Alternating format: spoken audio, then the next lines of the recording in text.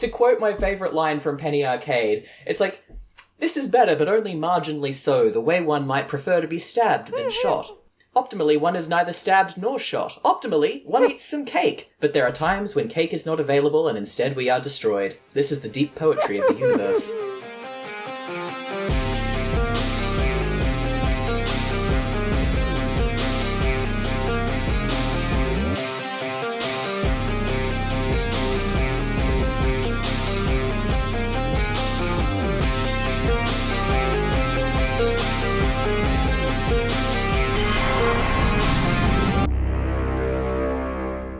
Welcome to the Skiffy Infanti Show's Torture Cinema!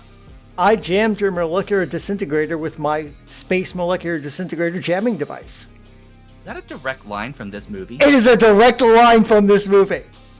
That's horrifying. It is. That's Which horrifying. is I had to do it. Ugh. Well, I'm Sean. I'm Paul. And for this month, we have a special guest, which is none other than Paws Meadows, who may or may not have personally chosen this movie for us to watch because it's their favorite. That would be lies, treachery, and slander. But here I am. You do realize under Australian rules, Sean, now you're going to have to duel with poisonous snakes at 5 meters with Foz. Yes. And Foz is pretty trained in the use of poisonous snakes. I think you have a problem. Well, I would imagine Foz is actually trained with venomous snakes. Since Okay. poisonous Damn snakes it! are actually Damn it! I got it wrong thing. again. Damn it! Yeah. So there I do are, know- in fact, poisonous snakes. Watch your back, mate. Poisonous ones. But that's because of what they eat. There's actually a snake in Japan that eats a bunch of toxic toads, and so technically it excretes a poison through its flesh, through its neck. And so if you touch it and then lick your fingers, you basically die. So It's finger looking good. that's one way to do it. Snake-alicious. Snake-alicious. Ooh, I like We, that. we caught a rattlesnake. Now we got something for dinner. You got it. You got it. It's from a song. Nothing but flowers. We gathered Okay, that. I didn't catch that, but thanks. Okay, well, today, this show, we are discussing, as I've mentioned before, the 2016 movie Star Paws, directed by Evan Trammell. There is no credited writer, apparently. There is. He he's is the the writer. writer. I double-checked the credits. He is the scriptwriter also, as well as the producer. I might have not put my name in the writer. I would have left that anonymous. I think would have been better off. Regardless, it features a number of individuals most of you have never heard of: William McNamara, Bobby Catalano, Doc Phineas Castle. What a name that is! Jason Pascoe, April Rose, and KJ Schrock. Yeah. So there you go. Question mark. This film was selected by our Patreon supporters not through an accident of stars and not after a strange and stubborn endurance, but after I brined them with delicious panettone. Wait, what? I did not do that! Yes, you did, Paul. The poll theme this month was terrible films inspired by Star Wars, and I still think we should have done Star Crash, not this. Well, Foz may not know this, but the film was going to be Star Crash, and then we realized, or I realized, we'd already covered Star Crash, so... And we could have covered it again, Sean! Mistakes were Well, made. to be fair, Foz might have had much more fun with Star Crash. I'm certain Foz would have much more fun with Star Crash. Yeah. So, there we go. I mean, to be fair, the bar is very low. That is a fair point. Saying that I would have had more fun with a different terrible movie is not saying much. It's, to quote my favourite line from Penny Arcade, it's like, this is better, but only marginally so, the way one might prefer to be stabbed than shot. Optimally, one is neither stabbed nor shot. Optimally, one eats some cake. But there are times when cake is not available and instead we are destroyed. This is the deep poetry of the universe. I'll take it. I mean, you're not wrong. You're not wrong. It can't get much lower than this, Foz. I'm just letting you know. This might be the bottom. Save it. Okay.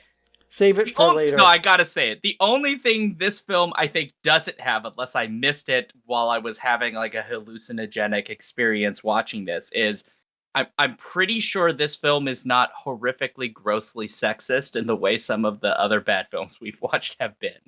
Yeah, it does have that in its favour. But does it pass the Bechdel test? No. No! I think it actually Wait, it does. No, it does because the female dog talks to the female chicken. Oh, you're about right. time You're right. travel. It passes the. Oh wait, It does pass the Bechdel test. we have completely got off script, listeners and watchers. Before we get into our complaint about Star Paws, remember to. Oh, that's your line. Yeah. Anyway, folks, if you'd like to suggest movies or topics to cover or guests that we should bring on, skipmefanny.com/listener suggestions is the place to go. They might get discussed on future shows. We do SNF Clacks and other kinds of things. So please do that. And then always, if you're not here presently live, remember that every Friday at 6:30 p.m. Central, we record one of the Skiffy and Fanty shows. This one happens to be Torture Cinema, but we do other kinds. So please come, and it's fun. And we do the Speculative Dispatch for our Patreon supporters live as well, but that's on a Monday. So keep an eye out for that. Okay. Also, please tell folks about this show and review us on iTunes, Podchaser, Good Pods, and wherever else you listen to podcasts. Word of mouth is what makes fan-run podcasts like ours possible, and we need your help to find new ears for this ridiculous show to talk about even, yes, Star Paws. Don't pretend like you're not enjoying this, Paul. You wanted this movie. No, I wanted Star Crash, buddy. You took out a personal loan to pay all our Patreon supporters so that they would vote for this movie. Lies, damn lies, and yeah, no. Okay. Well, it is now time for us to get to the what are we drinking segment of the show. Because people may drink. You may have whatever you like to drink. As a reminder, some of us may be consuming an alcohol and some of us won't be, and that's okay. If you do consume an alcohol, please drink responsibly. Don't drink and drive. Don't do anything stupid while you're drinking. Be smart. If you have too much, sit on the couch, watch some Netflix, and just, don't do anything bad. Netflix and please. chill. Yeah, drinking irresponsibly leads to making movies like Star Wars. That is true. Yeah, as it turns out. God, I really hope not. They made this movie for children. Spoilers. Anyway, Lord. I am drinking dihydrogen monoxide. You mean monoxide? Dihydrogen monoxide. Water. Yeah. But that kills people, Paul. Everything kills people, Sean. Everything kills people. You can suffocate in it. You can sometimes flood large areas. I mean, everything you drink can suffocate you. That's true. If you drink too much, you die. So I will stick to the water. The question is, what is Foz drinking? I am drinking mango flavored What is makgeolli, that? which is a Korean rice beer. Oh, I think you just got Sean's interest. I see Sean going, huh? A rice beer? I might be able to have that. Sean is interested now. It's naturally carbonated, so it's sort of lightly fizzy. It's very tasty. I think Sean is interested in this. What's the name of the brand again? Makgeolli? So the brand is Maku. Maku. Here, I'll hold it up to the camera. Product. This is product placement. Okay. No, that's great. Maku, if you want to sponsor Culture Cinema, call us. Whoa. Okay, I'm going to be Googling them later to find out if I can have them. I can't presently really have beer almost ever at the moment. But this might be an exception for you to it's try. Not gluten, it's purines. Purines I'm not supposed to have, and all alcohol has it, but beer has the most. But most beers are, they're made with wheat, which is... And this is not. So I might be able to have that one. So, and you said mango flavor, so... Yes. You can get lots of different flavors. The basic stuff is just, the rice flavored. But I'm being bougie and having a mango. That's the way to go. That's the way to go. What are you drinking, Sean? For me, I made... I'm just going to call it a sexy mojito because I put one of those cocktail cherries and some grenadine in it, which is why it's slightly pink. But I made a mojito with mint I'm growing in pots in my garden. Because you can't put them in the garden because they'll kill everything. So I made my own mojito, and it is very nice. It's got Diplomatico. So you're saying I'm going to be the sober one on this podcast again? I am the straight man. There isn't God, that much in here. It's like a shot and a half of rum, Paul. Oh, dear God. Okay. Okay. I have been very intoxicated doing this show. This is not going to be one of those days. No. This Okay. is a fair amount. Calm down. I'm calling my nipples. But I think now it's time. I'm calming my nipples. You say that to me all the time. Okay. I decided to turn it on myself. I'm bringing out all the guns for this episode, Sean. All the guns. Calm those nipples for me, Paul, please. Anyway, while I call my nipples, Foz, as our guest, can give us a brief summary of Star Paws, if Foz can. All right. So, for the uninitiated, Star Paws is like if you asked two very hyperactive 4-year-olds to act out the plot of Star Wars with their pet Bichon Frise / Shih Tzu / silly little white dogs, but they got really distracted by how much they like dinosaurs. That's essentially what we're dealing with. That's not wrong. I think as the old meme says, I'll allow it.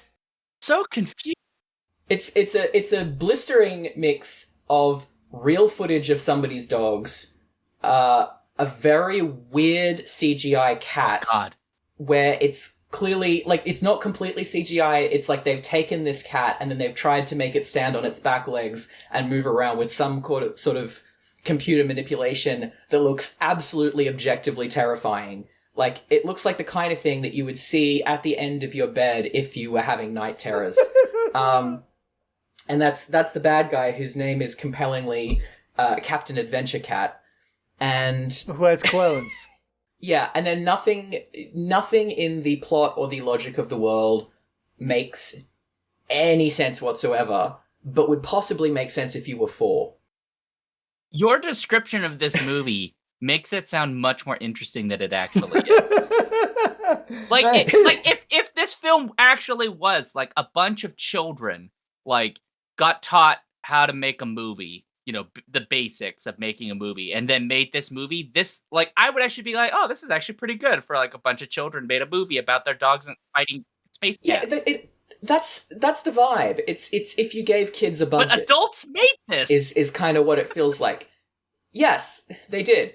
And I mean, I've never made a movie, so I can't say that it's sad. I mean, they made something. And that's good, and they appear to have gone on to make other things with, or at least Evan Trammell does, with more of a budget. But whether that is a net gain for humanity / the creative arts remains to be seen. I will say that I will watch anything done by Evan Trammell over anything created by 18% Grey Goo AI. So. Yes, clears the bar of I prefer this to AI. Yes, it does. At least this comes by... I know. At least this comes by its enshittification honestly. Yeah, that's a great way of putting it, Paws. That's fair. It's terrible on an honest way. He has a film, by the way, called Quantum Supremacy. And its logline reads... In a future threatened by rogue robots and an all-powerful AI, Captain Monroe and his crew race to prevent humanity's downfall in quantum supremacy. Oh, no. It sounds like because I looked this guy up. I looked this guy up on Letterboxd because I'm keeping a record on there of all of the films that I've watched, including this, which now has this film on it. But when you're looking at Letterboxd and you click on, a director's name or whatever, and it comes up with all of the other titles, and it's got the poster for those movies in miniature. Mm-hmm. And this guy is responsible for another film. And the thing is, when I was looking at the poster for this film in miniature, meaning the font is not big, it's miniaturized, it looked like the title of this film was Black Hater Vampire. Oh! And I looked at that and I was briefly horrified until I clicked in. It's actually Black Water Vampire. But the particular font that they have chosen, if I hold it up on my phone, that is a very bad. It does look like it says. That's very bad. And particularly given fonting. The image that they've chosen for the vampire, I was briefly like, oh my god, is this what is happening right now? It's a documentary style film.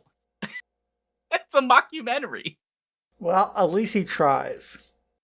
I mean, I'm going to be honest. It looks like it's Yeah. probably better than this film. That's not saying a lot. Again, but- you're dealing with a bar that's sitting on the ground in Death Valley. So Hey, look, Paul. I'm just saying. I think the the only film I can compare this to is this is like the Kids Bop version of Tommy Wiseau's Yes. The Room. Like that is the energy that we're dealing with here, where it is terrible, and yet there is something weirdly compelling about how terrible it is. Whereas if you're watching it with a group of people, because I watched with my family, is the thing. I wanted to watch this. I gave my 11-year-old the opportunity to watch it with me, and I said up top that it was probably going to be shit. And he was like, yeah, I'll watch that with you. And then my husband didn't want to be left out, so he was like, I will watch that. So we watched this as a family. As it should last be. night. As it should be viewed. And that adds to the atmosphere. Like, if I don't know if you've ever been to a movie house showing of The Room, Tommy Wiseau's The I Room. have not. But when you watch a very bad movie in company, the fact that you are all watching it together and it's shit adds something to the experience. It's like, you know, the psychological theory behind why... Sorry, this is going to seem like a non sequitur, but it's not. The psychological theory behind why Christmas cracker jokes are bad. It's because if the joke is too smart, then some people will feel alienated by it. And if it's too dumb, the same thing happens. So you've got to hit this sort of dad joke sweet spot where everybody is united by how bad the joke is. And so that's the emotion that you're all meant to feel. It's like that when you watch a bad movie together. You're all united in how bad it is. And so that becomes a cheering, enjoyable experience somehow, even though the actual film is bad. Do we want to consider that Foz's actual like for this film? Or do you have another like, Foz? We should actually translation into likes and dislikes. Is that your actual like that you watched it as a family? What? I know, I'm trying to keep this podcast on course, Sean. Somebody has to. Who cares? Nobody cares. I care! We're having fun. Me, I liked that the dogs looked like they were having fun. The dogs looked happy, because there's like 4 dogs in the course of this movie. There's 2 silly little white dogs who I think are, not Bichon Frise, but like little Shih Tzu-y white dogs. And whose character names are Dr. Bones and Short Stack. And the contrast between these 2 names leads me to believe that these are the actual names of these dogs in real life. Dr. Bones, played by Dr. Bones. And then they've got shots of 2 other dogs that appear throughout. One is like a red setter, and it only appears briefly, and it's like green screened to whatever spaceship background. And then there's like General Ruff, who's a husky. And they've only got 1 clip of this husky making 1 facial expression that, again, is green screened in. And it's hilarious because the husky, as many huskies do, just looks like inherently suspicious of whatever is happening to it at this moment. Like, it's doing the husky side eye. Like, it's just... And so it didn't look unhappy, but the 2 little white dogs who are clearly owned by, I would say they are Evan Trammell, the director/writer's dogs. It wouldn't surprise me. They're just having a fun time. They're just sitting there panting, getting smiling, off going for a trot across some cracked ground, sitting in a box with goggles on. Like, they're having a lovely time. So I like that the dogs were happy. That's a fair it doesn't seem like any animals were harmed. I don't recall in the credits whether or not they indicate that no animals were harmed, but I feel pretty confident that the animals weren't harmed. Yeah, it's not like they were... It's not like this was an Air Bud situation. But did they abuse the dogs in Air Bud? Or you just mean because they do stunts? Well, I meant because they do stunts, but I was also thinking... I can't remember. I think it's a spin-off from the Air Bud movies where they have, like, the puppies, the puppy movies... And they do varieties of things, but I know that there was one of them where they killed like a substantial number of puppies in the filming of the movie. Like not like they killed them, but they got them from their mother too young, and they all got parvo and died, and then they kept filming the movie. Wow, there's a total change. Thanks, Paws. Point blank. Sorry. Bringing the sad dog trivia here. I love your expression, Sean. I'm saying this now. We don't have a lot of films that are on our banned movie list, right? Well, there technically are, but only because they just have content that we won't cover, like Cannibal Holocaust, like is a film we will never cover because it's just gross. Yeah. I'm putting whatever. I was my right. I God. looked it up. It was a film in the Air Bud. It was the seventh Air Bud movie, which was Snow Buddies. Okay, it's Wait, banned. there were 7 Air Bud movies? Wait, what? Yeah. Yeah, because they did these buddies. So it's like Air Bud, and then there's the movies about the puppies, and they're like There's the like a buddies space movies. bud too. There's So, yeah. It's Oh, dear just- God. It's banned. It's banned. it's it's, Disney's- it's off the table. Disney Snow Buddies 2008. Oh God, no. It's yeah, they I can't. No. Like lots of bad things no, happened. I don't need to know anymore. The fact that they inadvertently Yeah, we can puppies leave is it horrifying. there. But There are like 2 layers, Foz, of like banned movies for this show. One of them is like movies that just hurt my soul because they're so bad. Like the 2019 Cats film adaptation is technically banned right now because that was like the second last movie I saw before COVID. I'm so sorry. Cinemas. I'm so sorry. That was an experience. Those are words that I don't know could be accurately described for that film. And I've never seen it. I have just seen people talk about it, and I can feel pain through my computer screen. Yeah, I wrote a long review. I went and saw it with a friend who is a connoisseur of bad movies. And we went knowing it was going to be bad, and we still came out afterwards and we were like, we need to find a venue that sells alcohol immediately. And we did, and we went and drank several margaritas about it. Yep.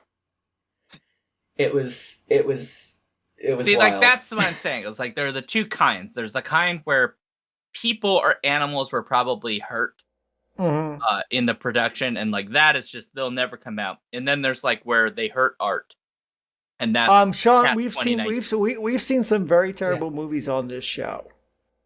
Yes, we have. I'm not sure Cats is worse than some of them.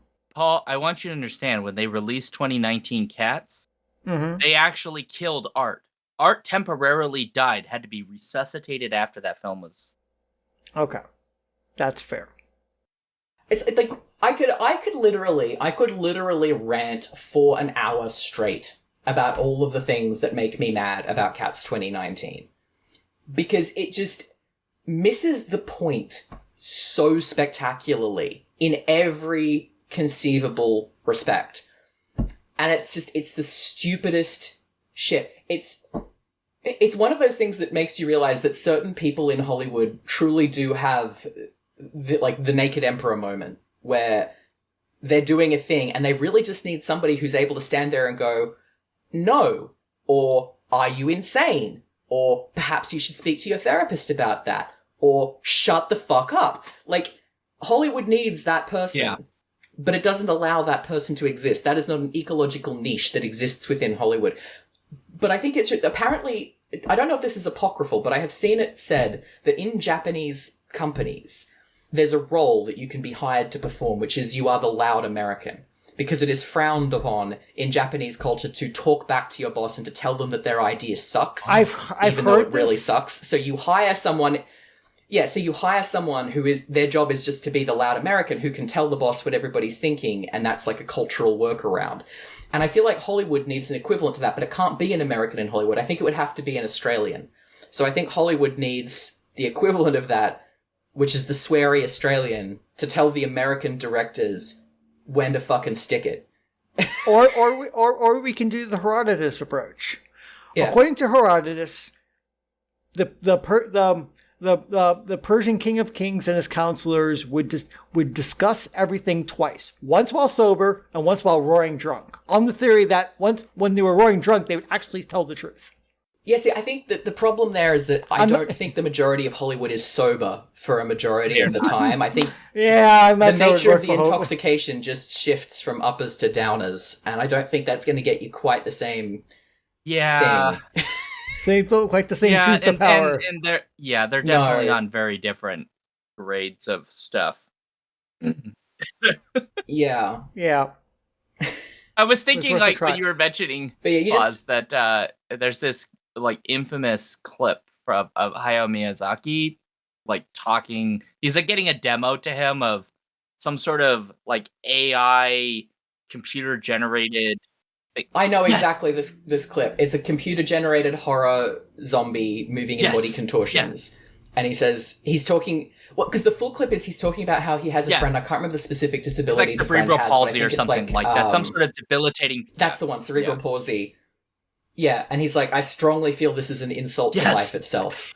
It's like the and he's most horrific... Like, I cannot imagine being in that room at that moment and being told the thing we just spent, like, months building is an insult to life itself. Like, that is the most horrific insult you could receive at that moment. There's nothing worse than that. My favorite Hayao Miyazaki story, though, with regard to Hollywood, and he's doubly vindicated in this because of what we now know about Harvey Weinstein. But because it was Weinstein who released the English language version of Princess Mononoke, and he wanted to edit the film for Western audiences. And Miyazaki was not having it. And so he sent, I think that allegedly this was opened in a boardroom, he sent a parcel to Harvey Weinstein and he opened it in a meeting and it was a samurai sword and attached to it was a note that just said, "No cuts."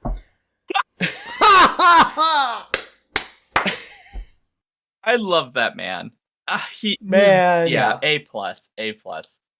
Okay, well, let's we'll shift back to track. So you liked that the dogs were happy. It seemed happy and... I liked that the dogs were happy. Perfect.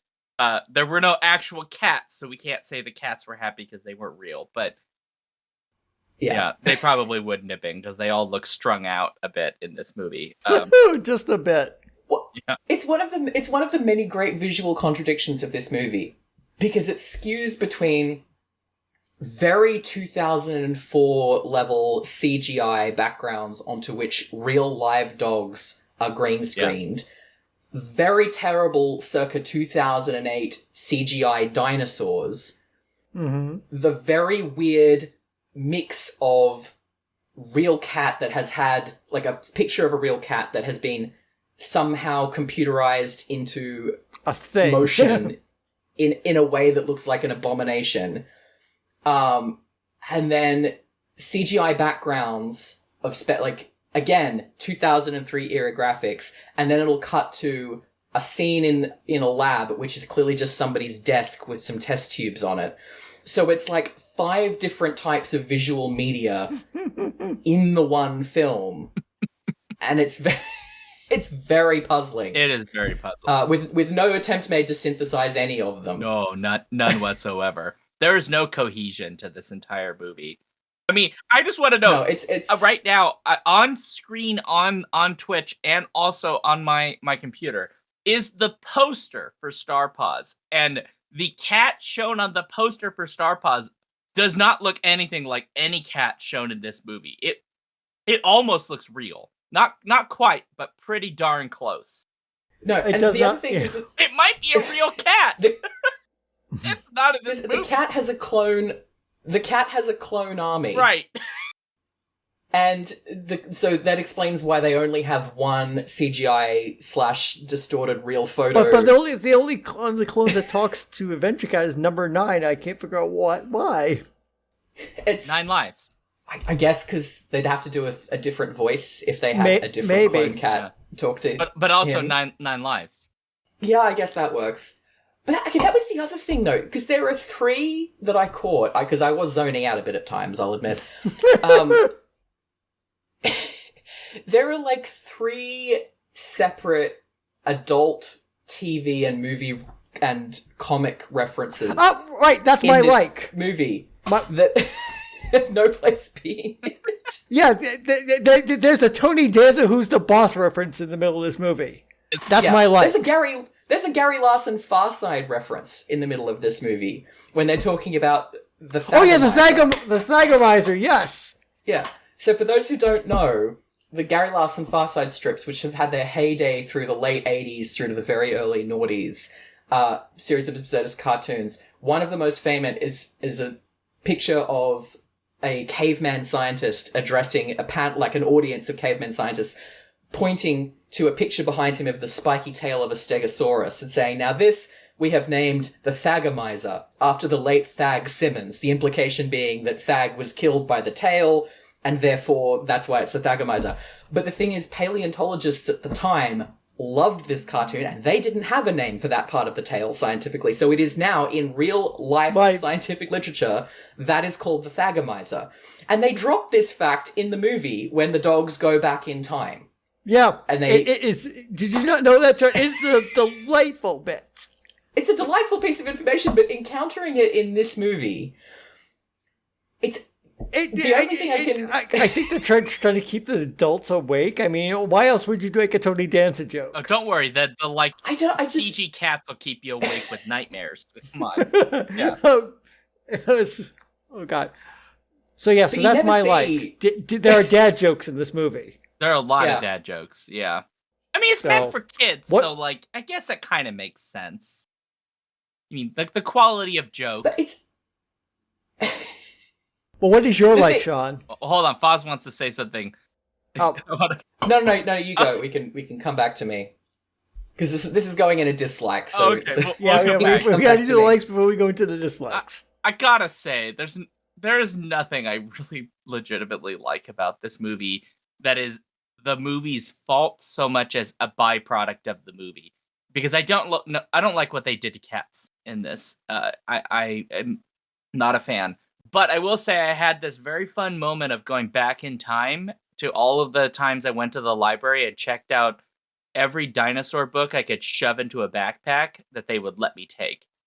Because I was one of those like dino kids. Like when I saw Jurassic Park and same. Like, of course. You see Jurassic Park and he's like, oh, like look at me, I'm so cool. I'm like a paleontologist. I find bones and all. I was like, that looks so cool. Not realizing that it's really just like a lot of digging and painstaking with like little brushes and stuff. So I wanted to be a paleontologist when I was like a little kid. This brought some of that back, but only to remind me that in so many ways that this movie handles dinosaurs rather poorly. But at least let's move to this. Yeah, that'll be dislikes. Yeah, I don't know. Like it was kind of fun. Like, oh, there's dinosaurs. Do they need to be in here? No. There's no legitimate reason for them to be here. But let's be real. If you're a kid and there are a bunch of dinosaurs in this movie, you're excited. You're gonna go, oh, dinosaurs! Wow! Dinosaurs are cool! Yeah. Like, okay, if I can move on to a dislike. Sure. Go ahead. This is my, of all of the, and I use this as a pun, of all of the bones I have to pick with this movie. All right.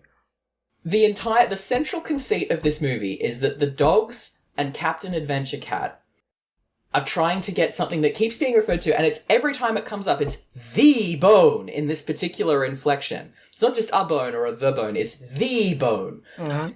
And the point is, they've found the bone in the modern day, and they've done chemical analysis of it to determine that it's the bone that supposedly has some sort of magical properties and is also like a treat that never runs out.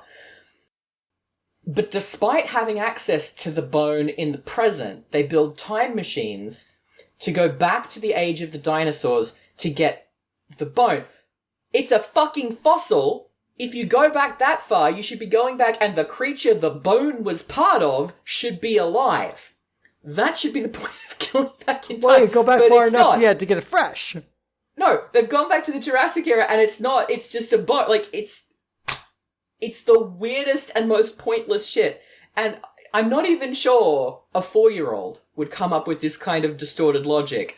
Because a 4-year-old would be like, oh no, it's part of a dinosaur and we have to bring the live dinosaur back to get the bone. Like, they would do something with that. Whereas this is like, no, we have to time travel to get the bone that we already have. Well, what they said they only had a fragment.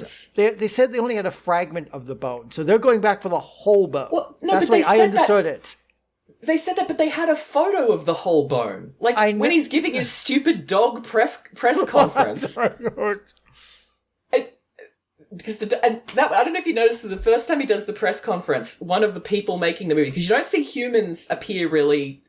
Well, actually, no, you do in like the Confederate battle scene, which is another thing that happens in this movie when they're testing the time machine. Instead of going back to the Jurassic era, they go back and they get a Confederate battle, which they've clearly just taken footage of someone's Confederate Civil War reenactment and shot it and then green screened the dog in on the hill to make it look like she's watching the Confederates at a war, which is the weirdest shit. But apart from that, humans don't really appear in the movie, except at this fucking press conference where you've got a green screen picture in the back of the whole bone. The whole bone is pictured there. It's a photo. It's not a drawing.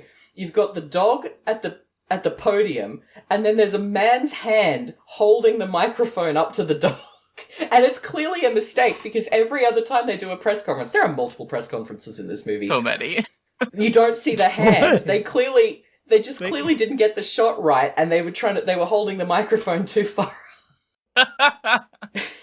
Yep, and didn't fix it. No. Bad editing. It's not explained how this is supposedly Earth in the modern day, but the dogs have a space station and spaceships and time travel technology. But it's not Earth in the modern day. They explain that we're dealing with a multiverse here, so it's obviously an alternate Earth. Oh, it's something, but it's very weird. And like also the chicken, there is a chicken named. Oh yeah, there's a chicken on it, like an asteroid or planet thing. I have no idea. The chicken physicist, yeah, of course, as you do. Yeah, the chicken time travel expert. Yeah, who the dog Short Stack goes to interview to see if the chickens will give them their time travel technology. Yeah, but we'll only tell them the formula once. Yes, and that the memory. You gotta have a photogenic memory or whatever. It's just ridiculous. Oh Lord. Yeah, it's very. Can I point out? It's a very strange movie. It is very strange. So, like the CGI cats that we get, right? Their mouths. Well, saying that they move is maybe not quite correct. They make motions. It's like They make motion. But the dogs don't get this. Because the dogs are not the dogs are just the dogs. And I'm very confused. And so you get this voiceover, and it's just a human voice over a shot of a happy dog going, yeah, I'm happy. And the voice is going, my God, we have to find a way to do time travel, while the dog's standing there going, yeah. And that's the whole thing. It's also, they have a habit of switching between which dog is on screen. Yeah. So they'll show a different dog, like as a reaction shot, while the first dog's voice. But because none of the faces are moving, you can't always tell which one's who talking. you're meant to be listening to. Yeah. It's very confusing. Yeah. Oh, although I do appreciate that they didn't do the classic kids movie thing of putting a pink bow on the girl dog to signify that she's a girl. That's a fair point. Yeah, it does mean that the two little white dogs look virtually indistinguishable. But that's not the biggest problem this movie has, and so I'll allow it. That's a fair point. Well, then that leads us, then I think to Paul. Oh boy, what's your dislike? Oh dear God. Okay, so I'm gonna go for it. It's because it's sitting there like a big fat picture waiting me for the head. This is supposedly a kids movie and is supposedly trying to be educational because they're trying to teach you about dinosaurs. At one point, they even look at this dinosaur book. They spat out dinosaur facts. I mean, all the space stuff is there's nothing accurate about that. Bacon meteors, really. But they're trying to be fact. Bacon meteors are real. Bacon. Then you have knowledge that NASA doesn't have, Sean. Yeah. And you should go to NASA right now and share with it. I ate it, the whole thing, Paul. You ate a bacon meteor. I have questions. Square kilometers of bacon. I ate it all. And you know what? Okay. Here's the thing, Paul. It's vegan bacon. Made out of That's soy. even better, I guess. Yeah. You're welcome. There's no joke. Anyway, moving along. I've lost my train of thought. This is why I'm the straight man on this show. You're saying it's supposed to be educational, but it's not. And I know exactly where you're going. It's Paul, right. It's not educational, but it's not. And he gets some basic stuff completely and utterly wrong because they talk about ultimately we're going to go back to the Triassic period and the Permian period and I mean they're dealing with T-Rex and Triceratops that did not exist in the same time period. Yeah, so Yeah. It's like, I mean, T-Rex is Cretaceous, and no, Triceratops is like Cretaceous. The sauropods they have are all late Jurassic, early Cretaceous. They're 100 million years away from T-Rex. T-Rex never ran into any of those. It's like, so go ahead. So it's just occurred to me when the scene when the dogs are reading the book about dinosaurs, they're in bed together. Surely this is some kind of workplace violation, because I don't believe it's established, like, Short Stack is working in the lab with Dr. Bones, right? They're not meant to be related. But the scene where we see the reading the dinosaur book, it's a kid's dinosaur book, and they're in bed together. And it's either like he's reading her a bedtime story, or they're somehow post-coitally reading a dinosaur book. Post-coitally reading a dinosaur. Oh my god, my brain just broke just thought about that. Oh god, I don't want to think about their sex life. Wait, I'm sorry. What? They're reading a book they're reading a book in bed together, Sean. I mean, one of them. When they read the dinosaur book, they're in bed. The dogs, yes. The dogs are in bed together when they read the dinosaur book. And I think it's meant to look like reading a bedtime story, except in the context of the movie, Short Stack is Dr. Bones' like lab assistant, so he wouldn't be reading her a bedtime story. So why are they in bed together reading a dinosaur? Obviously, they're so yes, and that would be an HR violation in most workplaces to have have a superior sleeping with a subordinate. Is Short Stack just an assistant, or is she like also a grad student then? Is this like one of those things? I think this might be like a hashtag Me Too moment. Right? Like, that's what I'm wondering. Like, stop. Is it just an HR thing where like you shouldn't be dating your coworkers, let alone your junior coworkers? Or is it also like, oh, but this is like academic science and like you're basically boning your grad students, which is not appropriate. Oh god. Oh no. Oh god. I don't know. There's so many different permutations of what this scene could be, and none of them are good, particularly. No, they're all ethical quagmires. I don't like it. Oh my god. I don't like it. It's always a weird thing when like people are like, oh, like you date your students, right? And I'm like, absolutely the fuck not. Like, are you kidding me? Like, I don't understand this. I don't get it. Like, why would you? Like, I remember being in grad school and grad students like hearing stories about them having relationships with their students. I'm just like, you're insane. Like, best case scenario, you don't stay together, they move on, everyone's happy. That's like the best case, right? But the worst case scenario is like there are lawsuits, you lose your job, you go to jail maybe. Like, it's a horrible. I'm married to an academic, and so a non-zero portion of our social circle, both here and in other places we've lived, has been academics and grad students. Right. And I, like, one of the places that we lived, one of my husband's colleagues, who was married and had 2 children, and his wife and children lived back home in Europe, and he was in a different part of Europe, and he was in the UK. And he was in his 40s, and he got into a relationship with his 21-year-old grad student and ended up divorcing his wife, and he and the grad student are now married and I believe have a child of their own. Oh, God. That's complicated. Yeah, but like this does seem to happen in academia. And I'm not saying it's in, like, consensual relationships between adult participants, even when the start of them is messy. I'm not going to unilaterally say, no, all of them are bad forever. Sure, yeah. But the fact that it's a trend is the thing that's, in academia specifically, is the thing that's worrying. That's the thing that's very uncomfortable. Yeah. Yeah, it's like, if this happened here or there, and we could be like, okay, that's unorthodox, but good for you. But the specific pattern of, like, older professor marrying attractive young grad student is... Yeah. merits investigation, shall we say? I agree. And yet... And, like, this particular couple, as far as I know, is very happy. But when you look at just the logistics of it, you're like, that's a thing that happened. Yeah. And yet, all this has come out of watching a pair of dogs read a book in bed. Because we don't understand, like, okay, we kind of get I guess innocently, the context of this is like it's meant for kids, so they don't mean to reference that, but also like as But adults, yeah, I mean, we're yeah, going. two adult dogs in a bed together. They're not reading a bedtime story. Yeah. Yeah. It's Probably like not. it's possible, like, because this is what happens when you apply an adult lens, or just even a basically logical lens, to something that's not meant to have logic applied to it. Because a little kid would watch that and go, oh, he's like her dad reading her a bedtime story about dinosaurs. And an adult's like, she is his lab assistant. Even if she is his daughter, she should presumably be old enough that she doesn't need a child's book about dinosaurs read to her at bedtime. So, if that's the intellectual level we're at, she shouldn't be in the lab around chemicals.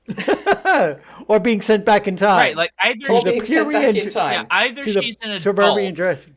or she's a child. And what we allow a child to do is very different than what we allow an adult to do. Yeah, so it's like, if she's a child, she shouldn't be in the lab, and if she's an adult, she shouldn't be in the bed. Like, Yep. Oh my That's god, fair. it's so good. That's a great point. Whoa, we've destroyed this film. Yep. This film can't recover now. It wasn't exactly on strong footing beforehand, Sean. Sean, was do you have a on- do you have a it was dislike, on Sean? stilts made out of pool noodles before. It was... Stilts. Oh my god. I do have a That's dislike. generous to pool noodles. My dislike is I hate what this film has done to cats. Yeah, the cats are very unfairly demonized in this. His name is Captain Adventure Cat. I just want to be clear. It's not like, Zorkon the Mighty or some vaguely, pulpy kind of bad guy name. It's Captain Adventure Cat. And yet the cat we get is this cat that, like, CG monster cat from your nightmares that looks like he's strung out on some sort of drug. Right. Some variant of catnip. Catnip, I mean, okay, like, if they've been, like, brewing it in a lab in the basement, maybe. Right? This Meth cat catnip. is so horrifying looking, and all cats are just automatically evil. And, like, I get it's meant for kids, and, like, how funny, cats and dogs don't get along, right? But, like, for me, it's a weird experience, because my cat doesn't like other cats. But every dog my cat has interacted with that at least has been calm enough to interact with him on equal footing, he's gotten along with. So my cat acts more like a dog than a cat, and also likes dogs more than cats. So, like, the idea that cats and dogs don't like each other is already absurd to me, because I'm living with a cat that prefers dogs to other cats. And then you make this, like, cracked out, drug addict, cat that's, like, needs to be in rehab as your, like, default, but then give him a name that's confusing. Like, why isn't he like Zorkon the Mighty, or like, Captain Bulgraf? Adventure Cat sounds like the name of a hero, Right. and Dr. Bones sounds like the name of a villain. Like, objectively, Yeah. that's what that's... But the thing I think is funny about the Adventure Cat thing, because they're not using a real cat, and I love that they were clearly able to get at least two other dogs to just sit still long enough to take footage of the dog standing there blue stealing at the camera to, like, green screen it. They clearly either did not have access to a cat or could not be bothered to get access to a cat, or conversely had access to a cat but it wouldn't sit still long enough for them to get the necessary footage to green screen in a loop. And I think personally that's the most likely scenario, that the cat they had access to was like, fuck this, and would not sit still. But it means that because of how unreal the cat is, it only makes sense visually, to the very limited extent that it makes sense at all, in front of a CGI spaceship background. But the plot involves the cat coming to the past and interacting with the dinosaurs and doing all this stuff. But because they've put the CGI dinosaurs over real Earth backdrops, you can't have the cat walking around like this on its back fucking legs, because they can't have the cat interact with the dogs at all, because the dogs are real dogs and the cat is not a real dog. So anytime that the dogs are talking to the dinosaurs, it's like, shot of the dinosaur, shot of the dogs. You can't put them next to each other. Right. So you can't have the cat next to anyone either, because they're in three distinct categories of visual creature. Although my son did point out at one point when we were watching, I missed this, as did my husband, but when they're talking to the dinosaurs at one point, you can see a road in the background. The Oh. the bit of scenery that they've chosen to put the dinosaurs in for the Jurassic period, there's a fucking road in the background. I mean, Which is just hysterical. it's a dirt cheap movie. They didn't spend much on this. And yet it still has a 5.4 out of 10 on Rotten Tomatoes or on IMDb. How did I want to know what other movies have a score lower than a 5.4 that had $1 million budgets. Name a shit movie.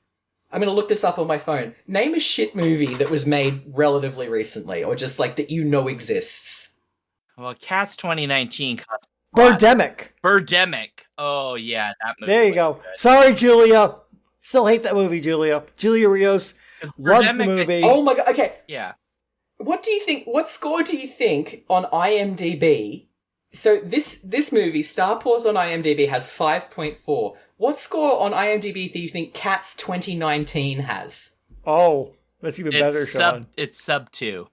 It's 2.8. No way! No, it has a 2.8. It's at 2.8. Birdemic, Shock and Terror, Birdemic. No, for Cats 2019. No, the Cats 2019. Oh my god, I was about to lose 2019. my mind. Cats 2019 has 2.8 on IMDb, compared to Star Paws, which has 5.4. And frankly, I think that's a piece of trivia worth knowing. What's the movie that you keep saying, Dimmick? Birdemic. Birdemic. It has a 1.7. It has a 1.7. Birdemic. It's not good. Shock and Terror. It's so bad. Shock and Terror.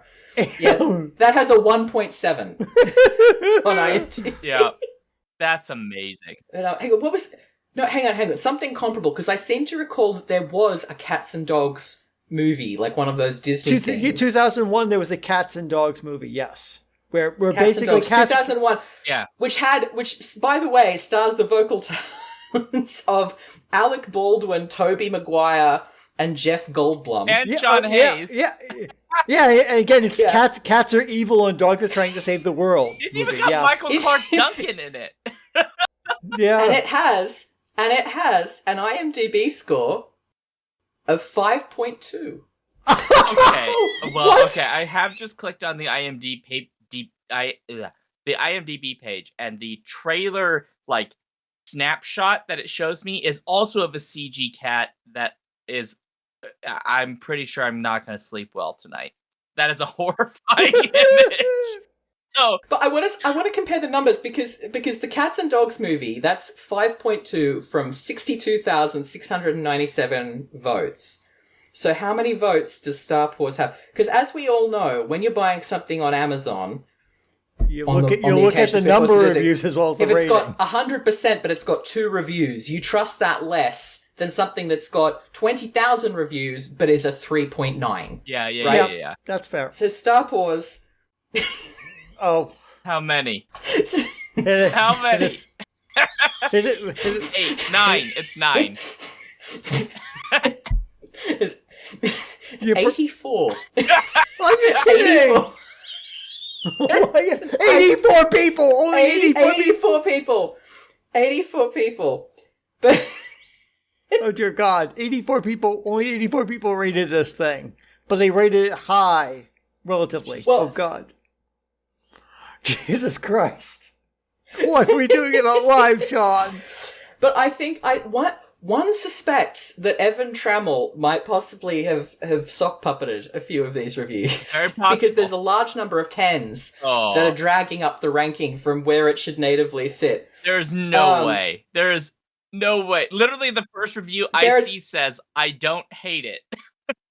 10 out of 10 rating from somebody called Dash Costello. This movie is plainly just really fantastic. The script is fantastic and is really emotionally powerful. Also, it is directed by one of the greatest people in modern cinematography, Evan Trammell. The voice acting is also fantastic and really nicely done. For some reason, this movie has been received poorly, but ignore those haters. This movie is a must-watch. Oh my God. It's not real. That's not a real review. Oh my God. Oh no. I do want to note that when you mentioned, Paul, the Cats versus Dogs movie, I decided to pull it up on IMDb because I was curious. Mm-hmm. And It's a trilogy of films. There are 3 films I didn't in this realize series. I didn't realize Yeah. a trilogy. I The first remember one the is one because Cats my and late. Dogs. The second is Cats and Dogs: The Revenge of Kitty. He's got oh good lord. Kitty The Capone? No, Kitty Kitty- Galore. Is it Kitty Capone? Oh, Kitty Kitty Galore. Galore. I remember seeing ads for this. And the third one is Paws Unite. Well, I've only seen the first one because my late friend Scott was a fan of the movie, so we watched it regularly. Also his daughter, so we watched it a lot. This must have been in that era when they were trying to make lots of like animal themed movies because Yeah, like G-Force wasn't that far past this, like maybe 8 years after. I mean, well, if we're triangulating Snow Buddies, the Air Bud spin-off that killed lots of puppies on set, it has a 5.1 on IMDb, and that rating is derived from 4,720 votes. Certainly, 89 votes for this movie. Pause. I don't. Yeah, I don't think any of the, because it's showing me more like this. All of the Air Bud movies have a lower ranking than this, as best I can tell. Air Bud has 5.3. Air Bud Golden Receiver has 4.5. Air Bud 3 World Pup has 4.5. Air Bud was it 7th Inning Fetch has 4.4 and also has a picture on the poster of a golden retriever holding a baseball bat in his mouth standing next to a raccoon holding a baseball. You do. Air Bud Spikes Back 4.0. Air Buddies 4.7. Space Buddies 4.3. Santa Buddies 4.5. So that's the only one level pegging with Star Wars at this point. Oh no, sorry, 5. No, that's still under. 5.3, The Search for Santa Paws. Spooky Buddies, 4.5. Treasure Buddies, 4.4. Santa Paws 2, The Santa Pups, 4.7. I'm horrified. Super Buddies, 4.2. Snow Dogs, 5.2. Like, I mean... Cats and Dogs, the third one, 4.4. I mean, I think what we're learning here is that it's in about the place that it should be for any movie aimed at children involving live-action dogs. That's horrifying to think about because, like, if you're asking me, oh, Sean, name a movie involving animals that you really, really love, I'm going to say 2 films, Milo and Otis and Homeward Bound. Oh, no, don't ruin this for me, Paws. Don't take it from me. No, don't do it. I say this loving both of those movies. I grew up watching both of those movies, but I have a horrible suspicion that a number of animals were killed in the making of Milo and Otis. Well, Milo and Otis, I think you're probably right. But not Homeward Bound. Please tell me not Homeward Bound. Not Homeward Bound. No, I think Homeward Bound is fine, but I remember seeing a tidbit floating on the internet that I feel Milo and Otis might have... I think some of them may not have made it. Oh dear. Oh my god, there are. It's Sorry. on the wiki page. There's animal welfare allegations. Oh my god, I can't. Oh my god. When the film was released, some animal welfare orgs alleged to have had a number of complaints from people who had seen the film were concerned that it could not have been made without cruelty. The film was reported to have the approval of the American Humane Society. The AHA attempted to investigate cruelty rumors through, quote, contacts in Europe who normally have information on movies throughout the world. While noting that the contacts had also heard the allegations, they were unable to verify them. Okay. Quote, we have tried through humane people in Japan and through another Japanese producer to determine these rumors are true, but everything has led to a dead end. So let's say they were rumors, but that's very different than we definitely know. Okay, that's good. But also, like, I haven't seen that movie since I was about 5. But it does involve animals in some fairly hazardous situations. Yes, it does. As I recall. It does indeed. And it's apparently a does fall off a Japanese film. cliff. I didn't even know it was Japanese. No, I didn't know that until I just looked it up now. It was? I saw it in a theater because my Yes. uncle worked at the theater and got free tickets when I was a kid. And so I went and saw it in the theater. I had no idea it was originally a Japanese film. I now want to watch it in Japanese. With subtitles because I can't actually understand Japanese. Yeah, I did not know that was a Japanese film. Learned a new fact. Okay, well, look, you can't take the sky from me, Foz. You can't take Homeward Bound or Milo and Otis from me. I mean, you say you can't take the sky from me, but we very much can take Firefly from you, can now. in light of, Yes, Firefly various is canceled. things. Yeah. Sean, you still have not told us your dislike for this film. Oh, I did. It was the Sorry, I keep sidetracking horror- everything. What's that? crack cocaine cats. Yeah. That's what it was. Okay. Yeah. Great. So it does That- lead us that to means we the conclusion now, which is we have to give our final thoughts and a grade, which is how we do this. And I've already told Foz this, but we use the American grading system with pluses and minuses. So the top grade is an A plus and the lowest grade is an F minus. And so I will throw it to Foz first. What are your final thoughts about this film and how would you grade it? Okay. I think I'm going to give it a D minus. Not the lowest possible grade. An effort was made. It was clearly made in a way that was nice to the dogs, which I respect. And it was clearly seemed to be made by two people, or by people who just thought it was very cute to make a cardboard box wrapped in aluminum foil time machine in their home office and put goggles on their dog and make the dog sit in the box, and the dog was having a wonderful time while a voiceover said that it was having a time travel adventure. And there is something very sweet about that. There's something sweet about the fact that they seemingly found somebody's like high school lab to shoot a scene in using an actual centrifuge when the dogs are doing science, but Yes. couldn't use the real background. Like, it's a real centrifuge, but they couldn't use the background of the lab because that would mean they'd have to bring the dogs in there. So you've got like a centrifuge on the bench and then a green screened background. Like, there's something charming about the way that it sucks. Like, it's very, we had $3.50 at a dream and some dogs, and this is what we made with it. And I can respect that. And I think that if I were a habitual stoner and I wanted something to put on while I was baked with my 3 or 4 year old deeply dog and dinosaur obsessed child, I would find it pleasant. And I did laugh a lot watching it with, I'm not sure we were meant to laugh, but I did laugh a lot watching it with my son and husband. So yeah, I mean, I'm going to give it a solid D minus. Not the worst grade imaginable, nowhere near the best. Shit, but in a completely inoffensive way. It's not sexist. As we've said, it passes the Bechdel test because Wilma the chicken and Shortstat the dog talk about time travel. And they're both named characters, which is the qualification by which we measure this. Sorry, the idea that this film might be one of the most feminist films we've covered. Not my intention, I know, just inadvertently is just so absurd. It breaks my brain to think about that. You know, the Me Too allegations about the inappropriate relationship between Dr. Bones and Shortstack notwithstanding, that's an adult reading imposed on something that is not, well, presumably not trying to make sense, but if it is trying to make sense, it's trying to make sense the way a 4-year-old makes sense when they're trying to explain to you how they didn't eat the cookie that's crumbled all over their shirt. Yeah. It's not doing a very convincing job. But yeah, D minus. D minus. Perfect. All right, Paul, final thoughts, grade, go. I was going to be much harsher on this film until I just heard Foz's emotional plea that it is not the worst movie ever made. It's not, okay, upon reflection, upon thought, it is not, in fact, the worst movie you've ever done for torture cinema. That still remains Ow. the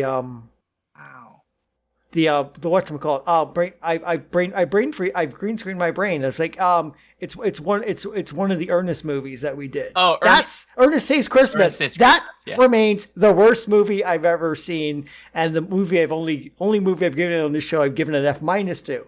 This movie is not as bad as that. I mean, it's terrible. Its production values are awful. I don't know what they're doing with the cats, but on the other hand, it's science is pants. It's trying to teach stuff and can't even get basic facts right about time periods or anything.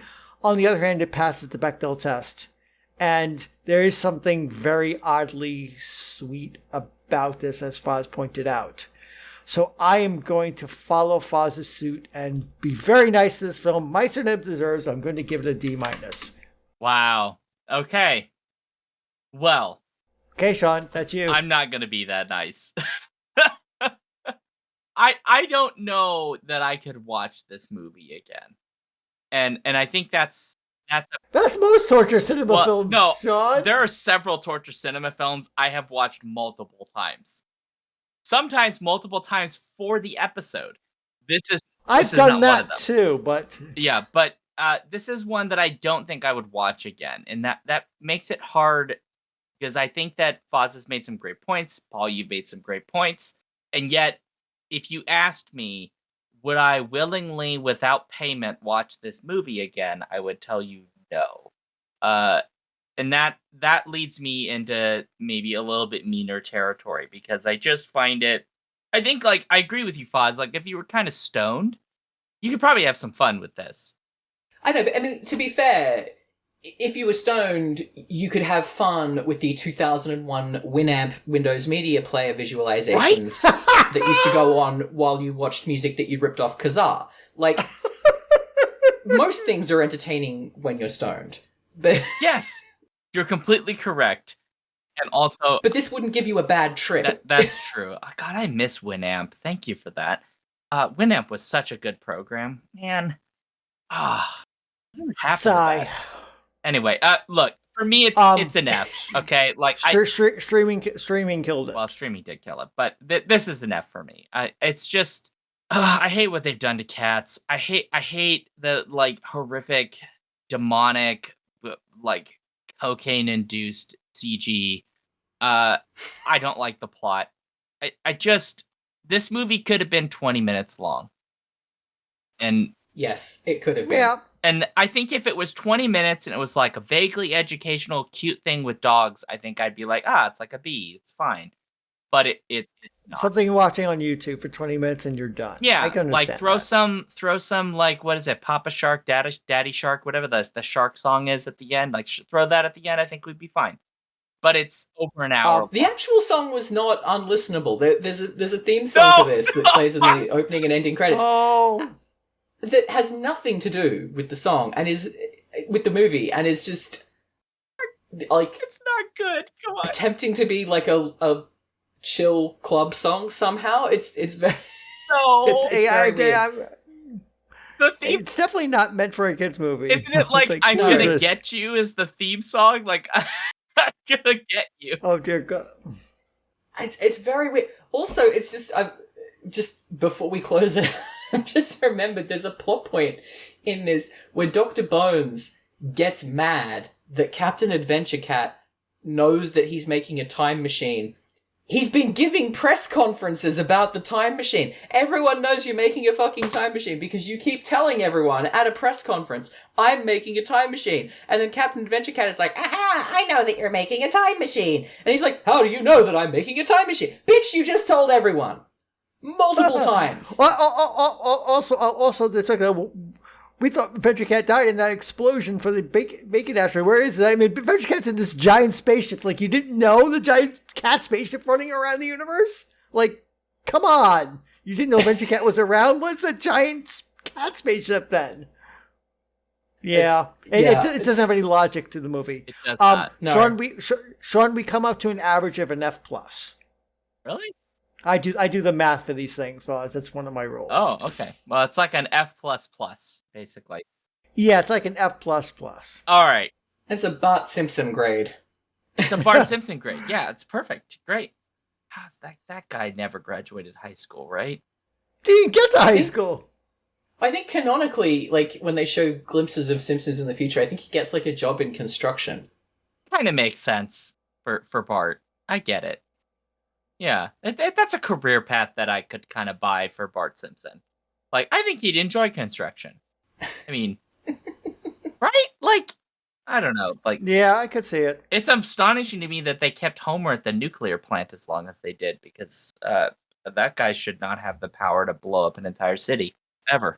Well, I remember seeing somebody say that The Simpsons has been on for so long. Because remember, it started in the 1980s and we're now in the 2020s. It's been on for over 30 years, for close to, like, I think 35, 36 years now. The Simpsons has been on TV so long that Homer having a union-protected job and being able to be the single breadwinner for a family of 5 has gone from being a default American, like, everyman experience to a position of unimaginable luxury. Yeah. To the point where some of the recent Simpsons episodes, which I haven't watched, I don't know who the fuck is watching new Simpsons episodes, but There must be have somebody. actually lampooned it. I mean, it's wild to think about. Like, you're not wrong though. Like, isn't it interesting how much Homer's American- living the American dream. Good Yeah. God. Yeah. Like, and in a It's way, true. it's become more like the dream than when the show first started, because it has actually become almost like literally a fantasy. It's become aspirational. Homer Simpson is now aspirational in terms of his home and his job. Wow, that is wild. Blink, And he was blink, meant blink, to blink. be, like, barely scraping by. Like, early Simpsons, they don't have a saving account. They are sort of not quite paycheck to paycheck, but Homer spends all of the money at the bar. Yep. You know, like, it's not aspirational in the 80s and 90s. He's just like a schmuck. Yeah. And now that's like, oh my god, they can afford a house. They go on trips. They go on family vacations. My trainer is 21 years old and like talks about how much they're paying for rent and like how much I'm gonna have to make to be able to afford a house, and I'm like, yeah, you're never gonna be able to afford a house. Like, we don't even live in that expensive an area. But I'm looking and it's like the kind of job that you would need to get to be able to afford a house here. Like, you'd have to have my job, like as a professor. Like, and even that's not luxury. It's just I paid dramatically better than a minimum wage worker, and I'm not even paid that much. It's just bonkers how things have changed. Like, we have a house and a mortgage, and literally the only reason that we do is because lightning struck 3 consecutive times, which is the area that we live in. The university where my husband works as a professor has bought all of the land around the university historically, and it builds houses on them for the specific purpose of renting and selling them exclusively to university employees, so that the staff don't get priced out of living near the university as they do virtually everywhere else. Oh, that's smart. But it retains ownership of the houses via a land lease. So we own the house, the university owns the land, and that means that it can control who buys and sells it and for what prices. So all the prices for the houses in our area are capped to keep them affordable, specifically for university staff. So first lightning strike is that we live in an area that has that program. The second lightning strike is that I got a book contract right at the moment when a house became available, which is the second, because you have to be in like a wait list and a lottery here and we were on that for years. And a house that we could afford became available precisely at the moment that I got a book contract, and thus had a lump sum of money that we had not previously had to use as a deposit. And for a house that is more than half the price, or like less than, like, however that works, half the price and then less of anything else comparable within like 100-mile radius of where we live, because it's specifically meant to be affordable. And like, those are not those are the conditions under which I, an elder millennial, have a house. Yeah. And those are not duplicable conditions. Well, that's the slot machine approach. I had just I had similar lightning strike. The housing market, it was still probably up beyond what it should be for the area, but it had declined a little bit. And then COVID hit, and then mortgage rates bottomed out, and I got almost at the bottom of the mortgage rate. And so I could afford a house all of a sudden, a thing that I never thought I was going to ever be able to do. And then I bought it, and unfortunately I'm moving now, but so I have to sell the house now. It's now worth way more than what I bought it for, which annoys me because I keep having to pay more in taxes for a thing that I had no control over, which I don't quite understand, but whatever. It still means I'm going to sell the house for more. Housing prices, the way that so many boomers do not understand that what is their gain is the loss of everyone younger than them in terms of housing prices. Like, the house that my childhood house, I think my parents bought in the late 1980s for like $100,000. And that house is now retailing for over $1 million. The house that my mother recently sold, so this is a house that my dad inherited from his older sister. And she had she had 2 properties that she left him. That house, and I lived in it, I rented it from my parents when I was in my late teens. My cousins rented it. My godmother's kids rented it, cheap and affordably because it was family rates. My grandmother, not grandmother, my aunt bought that house for, I think, 60 grand in like the 1960s or 1970s, purely in what was then a shit area of Sydney, purely because it had a large fenced-in backyard for her dogs to run around in. And then she proceeded to do all the home repairs herself because she was that sort of person. So the wiring and the plumbing and the back porch were a bit dodgy. My mother, when my parents moved in, they did it up a little bit, but not hugely. Like, they just fixed the shit that was broken, basically, and made it a bit nicer. And then after my dad died, my mother sold it to move back to where I grew up. And that house sold for like 4.5 million. Because that area of Sydney is now like a bougie, riverfront, highly desirable area. So $60,000 that my aunt spent in the 70s, you do the math on how much that's increased. Like, that's just insane. It's wild. Yeah. I realize that's not what the podcast's about. Let's talk about how crazy the housing market is, but it is wild to think about. Okay. Well, we do have a final grade, which is that F+ that Paul said, and I think we can close out the podcast portion of this.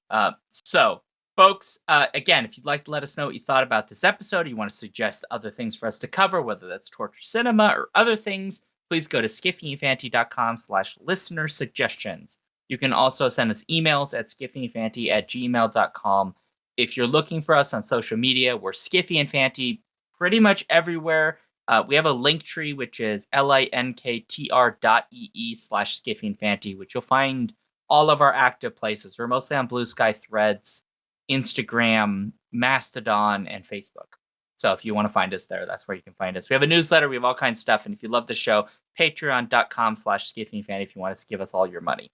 For me, I'm at seanduke.net. I am here at Alphabet Streams on Twitch, which is also where the Skiffy Infanty show does every Friday at 6:30 p.m. Central. I'm here Tuesdays, Thursdays at 7 p.m. Central. I have other things, but my link tree is /SeanDuke, so you can find me in all kinds of places. You can eligibly find me across the internet as Prince Justin, from book reviews to podcasting to streaming to sharing photography and much more. And I'll be at Glasgow at Worldcon this summer if you want to meet me in person. That's probably the most likely spot to find me. I'm Paws Meadows. You can find me pretty much everywhere on the internet as FOZ Meadows. I have books out. I'm a queer sci-fi fantasy author. My most recent books are A Strange and Stubborn Endurance and the sequel All the Hidden Paths, which is a queer fantasy romance. I also have a novella out called Finding Echoes, and I've got another duology of queer fantasy books, which are An Accident of Stars and A Tyranny of Queens. So... Which are multiverse! Yeah. Yeah, many. So, yeah. It's great, yeah. And you had a book come out last year, or this which you mentioned already? Yeah, so in December, All the Hidden Paths came out, and then in, I think, February this year, the novella Finding Echoes came out, which is another sort of queer fantasy sort of mystery novella in a different setting. And do we have anything else we should expect of you, like a convention appearance, any other work that you've got that you can tell us about? Well, I'm also going to be at Glasgow Worldcon. In was it August, which I'm looking forward to.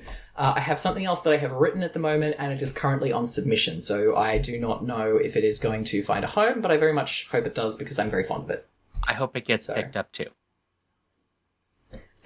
Thank you. You're welcome. Well, Paws, this has been wonderful. Thank you very much for volunteering to come on to this and watch this movie and everything. We really appreciate it. Thank you for having me. It's been very fun. Okay, as required by the Skiffy Infanty bylaws, I have to make this awkward, and that is, I want to let everybody know that Paul and I will now be making our own time travel animal-based movie. It'll involve snakes and lizards and my cat as the actors in the film, and Paul will be actually our scientific advisor for the film to make sure that we get all of our scientific information accurate, which is really, really important. And so we're going to have a Kickstarter at the end of May here. And so if you want to donate to the making of this film, you can give us any amount that you're willing to give us. We need at least $32 trillion to make this work. No, Sean, I'd be able to cut costs. It's only 19 trillion we need now. Oh, okay, we can cut it down. We got it to 19 trillion. Perfect. Excellent. Yeah. Okay. And, Crooked Souls just gave us 10 bits on Twitch. So we're rich. We're rich. Rich beyond the dreams of avarice. I don't even know what that's worth on Twitch. That might be a penny. That might be a penny. That was a Hitchhiker's Guide reference. You just snuck in a Hitchhiker's Guide Did reference. he really? Rich beyond the dreams of avarice. No, that's a Hitchhiker's Guide to Galaxy. That's Daffy Duck. Rich beyond the dreams of avarice. Oh, okay. Wow. Hitchhiker's Guide, the radio series, has a play on that. And I've just realized I've remembered it wrong because it's Gag Halfront, who is the therapist of Zaphod Beeblebrox, who says wealth beyond the dreams of analysts because he's his therapist. So he's misquoting Daffy Duck. He's misquoting Daffy Duck, yep. This has gotten so geeky and so deep into the geekery that every single one of you gets 5,000 points, A+. And on that Thank you, Sean. awkward ending, and see.